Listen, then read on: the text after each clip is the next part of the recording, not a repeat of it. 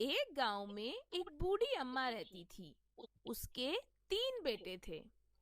वह अक्सर अपने बेटों से कहती थी, देखो बेटा, मेरे पास कोई जमीन जायदाद नहीं है तुम्हें देने के लिए। इसलिए तुम्हें अपना जीवन व्यतीत करने के लिए अपनी बुद्धि को बढ़ाना पड़ेगा। वो कैसे माँ? किसी भी चीज को अधिक जानने व समझने की कोशिश करो। अपनी नजर हमेशा तेज रखो और अपना दिमाग हमेशा खुला रखो। तीनों भाइयों को माँ की यह बात समझ आ गई। वक्त गुजरा और बूढ़ी अम्मा चल बसी। अब हमारे लिए यहाँ कुछ नहीं बचा है। चलो दूसरे गांव जाकर कुछ काम करते हैं। हाँ भैया, आप सही कह रहे हैं। वैसे भी मेहनत मजदूरी करके हम लोग अपना पेट तो भर ही लेंगे। तीनों भाई निर्णय करके गांव से निकल पड़ते हैं। तीनों भाई गांव से निकलकर जंगल की तरफ बढ़े। अपने माँ के कहे अनुसार तीनों भाई हर वस्तु को अपनी पेनी नजर से देखकर व अपने दिमाग में रखकर आगे बढ़ते गए। तभी उन्हें रास्ते में एक राहगीर मिला। तुम किसी खोई हुई चीज की तलाश कर रहे हो क्या? हाँ, तुम्हारा ऊँट खो गया है ना? हाँ। क्या तुम्हारा ऊँट काना है? हाँ, पर ये बात तुम्हें कैसे मालूम? उस पर एक महिला और एक बच्चा सवार थे ना? राहगीर ने तीनों भाइयों को शक की निगाह से देखा। मेरा ऊँट तुम्हारे पास ही है। बताओ तुमने उसके साथ क्या किया है? अरे नहीं, तुम गलत समझ रहे हो। हमने तो तुम्हारा ऊँट देखा भी नहीं।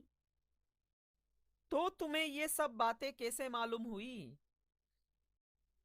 अरे क्योंकि हमने अपनी आंखों व दिमाग का प्रयोग किया है। और तुम्हारा ऊँट तो दूसरी दिशा की ओर गया है। तुम उस दिशा में जाओ, तुम्हारा ऊँट तुम्हें मिल जाएगा। मुझे कहीं नहीं जाना। मेरा ऊँट तुम्हारे पास ही है और तुम्हें मुझे उसे लौटाना ही होगा। तीनों भाइयों के बहुत समझाने पर भी वह राहगीर नहीं माना और उन तीनों भाइयों को वह राजा के पास ले गया। महाराज, मैं व्यापार के लिए दूसरे गांव जा रहा था। पीछे पीछे मेरे काणे ऊँट पर मेरी पत्नी व मेरा बच्चा भी आ रहे थे। अचानक वह खो गए। जब मैं उन्हें खोजने गया तो मुझे यह पैदल 3 राहगीर मिले। मुझे शक है कि इन्हीं के पास मेरा ऊँट, पत्नी व बच्चा है। तुम ऐसा कैसे कह सकते हो? महाराज, इस संबंध में मैंने इन लोगों को कुछ भी नहीं बताया, फिर भी इन्हें सब पता था। अच्छा, तो इन्हीं तीनों ने तुम्हारा ऊँट, पत्नी और बच्चे को चुराया है। हमारा हुक्म है कि तुम तीनों इसका ऊँट और परिवार वापस करो।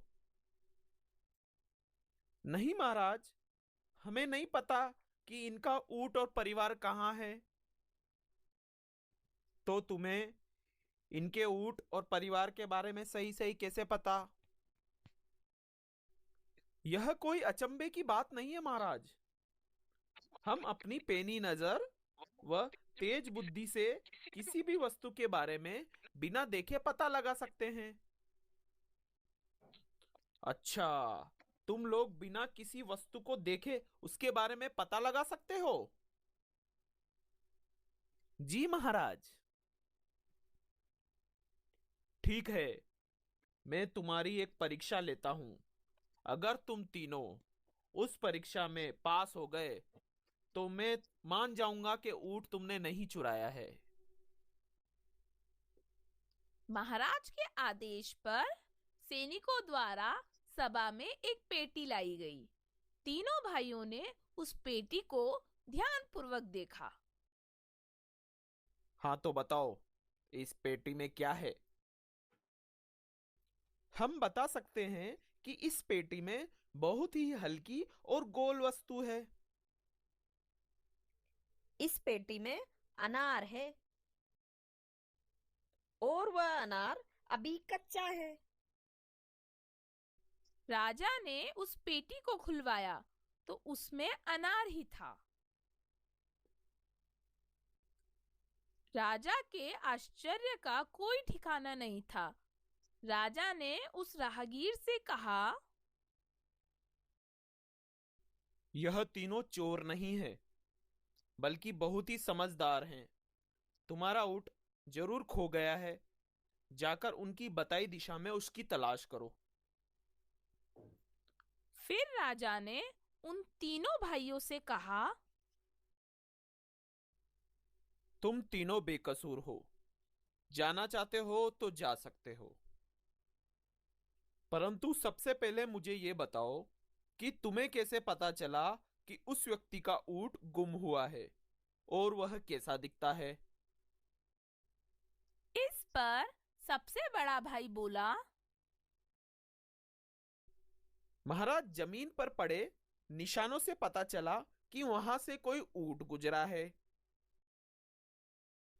अच्छा, तो ये कैसे पता चला कि वह ऊंट काना था?